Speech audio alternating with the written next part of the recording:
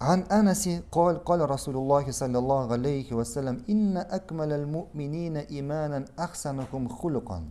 Anas'tan haber etiler Peygamberimiz Allah'ın elçisi sallallahu aleyhi ve sellem etti. Sizin orada en tulu imanlılığınız en kurkam ahlaklı bulganlarınız. En kurkam ahlaklı bulganlarınız. Ve in husnal huluki la yablughu derecete savmi ve salati. Haminde kurkam hıluk derecesi bilen uraza ham namaz derecesine jite tingleşe. Namaz ham uraza tutunun nindi zor ecir savab ikanin bilemiz. Haminde kişi eğer kurkam hılıklı bulay iken, ol şuşu kurkam hılıklılığı için uraza tutu ham namaz oku ecir savabın üzerine alacak.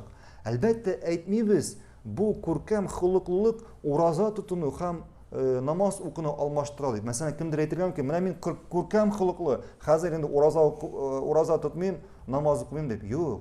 Elbette u alarni almashtırmay. Alar o'z o'rnida qola.